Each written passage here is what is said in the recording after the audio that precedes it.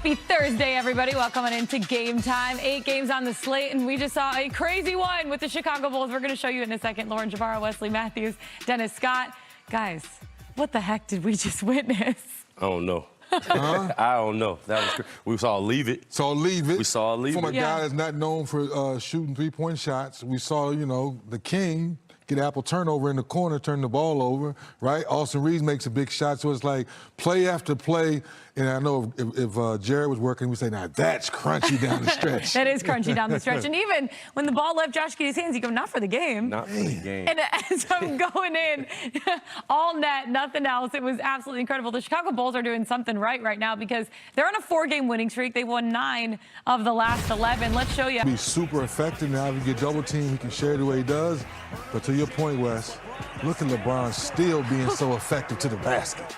Aging like a fine wine. It's insane. Like, people really don't understand what that takes, and for him to be able to do that at this high level. It's unbelievable. We're winding down. Final seconds of the game. A 3 from the corner. It's good. We have a 2-point game, but how about that? Josh Giddey getting the turnover. Kobe White drains the 3. They go up by 1. Of the moment, if you will. Now this is where it gets real crazy. Everyone thinks LeBron's getting it. Austin Reeves gets it. Love the play. You're only down 1. You don't need a 3, so you quick rip. 3 seconds left. This right here. Not for the game. Half court, leave it. Nothing but net. For the game. Walk it like you talk it. That's what I'm talking about. Get it with it. I mean, oh boy. This is ridiculous. We were all standing here. Like that. Yeah, that was crazy. If you look at this, Kobe White, 26 points. Josh Giddey with 25 on 50% from the field, 14 rebounds, 11 assists. A casual triple-dub from Jay Giddey. Let's send you out there right now, hear from him post-game. Josh Giddey's a bad man. He's a bad man. I guess what's the immediate reaction from that? Devastation. It's a hell of a way to lose a basketball game. Breaking it down a little further, so up 5 with about 12 left, and they get the quick 3. I think you did have the timeout. Would you wanted to take a timeout to advance the ball there? Or no, not necessarily. I don't want to put yourself in that. I mean, if I had 2, I would have taken it automatically. Felt, super comfortable with the lineup we had out there to get the ball in. And, we just didn't execute it. Still had, I think, time to call the timeout. But, I think in that situation, the thought process was, get it in if we can. If not, call a timeout. 2 straight nights of kind of similar games in some ways where you have control and there are these big runs in short amounts of times. Where did you see any through line defensively about kind of not being able to get stops at certain moments? Or I mean, they shot 11 of 14 from 3. I mean, that's 11 of 14 in an empty gym is really good. So that's unreal shooting.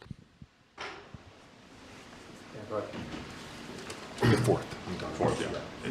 Defensively, you guys in the second and third quarter had whatever that kind of thing was that had been missing at times. Did you see, obviously, hot shooting is hot shooting, but earlier in that fourth quarter, did you see let up in any way from your team in terms of execution? No. I mean, you got to figure, too, 3-on-1 Kobe White transition 3, a 3-on-2 Kobe White transition 3. I mean, in the half court, we were great. It could get lost in the result, but we've talked about the balance between LeBron, Luka, and Austin trying to figure things out. And what do you make of Austin and his ability to make plays down the stretch and kind of having the ball in his hands and executing? Yeah, he was phenomenal tonight. I thought all 3 of those guys were great. And, I think for Luka, LeBron, AR, those 3, it's not just the points and the plays, it's their leadership. They were great. They were great on that end tonight. Earlier this season, you guys suffered a gut punch loss to the Magic at home, and it hit you guys in a way. Like it seemed like afterwards there was like ramifications from that. Is that something you're going to recall too at all in terms of? Obviously, it's a different team and a different group, but the way you guys kind of manage that. I mean, it's the third one. It's the third one because the Atlanta game too. We had that game 1, so it's there's games. There's games throughout the year that happen like that, I think, to every team. And you can look back, oh, we should have done this, should have done that. You know, we got one last night in Indy. You know, we lost on a half-court shot. Like, I thought, you know, overall, outside of a couple plays, the execution, the shots we were getting, you know, it was good. How do you, kind of to Dan's question, how do you make sure that there's no emotional, I guess, carryover from these last 2 nights going into Saturday's game against Memphis? We're not in a position to feel sorry for ourselves.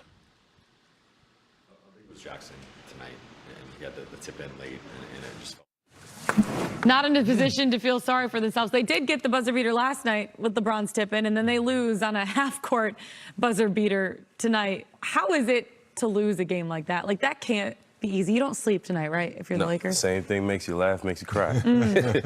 I mean, that's tough. I mean, you have an uncharacteristic situation with LeBron, you know, one of the greatest decision makers, passers, you know, this game's seen.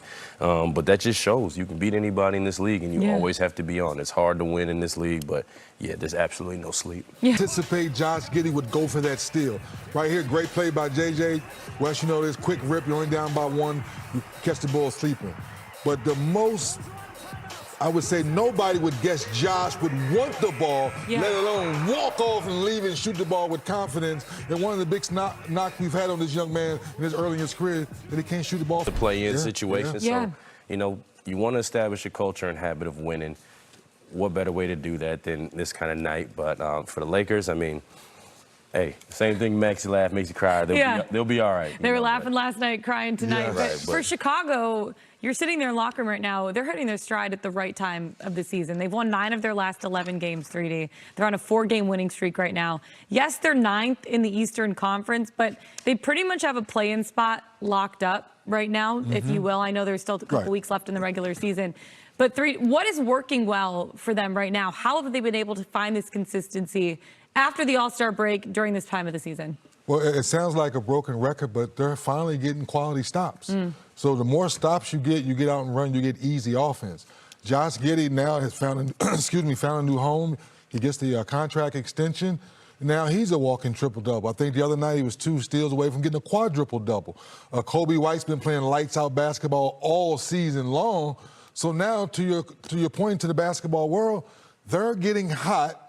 If you go into Chicago half-stepping, this is what happened to you down the stretch. They win the ball games, and now they're no longer giving games away like they were early in the season. Yeah, I mean, and for a young team, a team that's in that rebuilding stage, you got to learn how to win, and you got to take your wins when you can. You know, like you said, getting locked into this 9 spot in the play-in, you know, the way trying to get draft picks and draft order, that's different now. So you might as well win if you're going to play. And that's what they're doing. They're establishing that culture, that habit, you know, and they got to continue. Yeah, Chicago Bulls feeling good after a win like this and on a 4-game winning streak. On the other side, though, Luka Doncic and the Lakers not feeling too good after this one. Let's hear from Luka postgame. Just to start, you guys have had a pretty crazy 24 hours. You guys obviously get the game winner from LeBron in Indy. Opposite side of it, just emotionally, what's that like, and what was the locker room like post-game? I mean, it's hard. If it was like that, you know,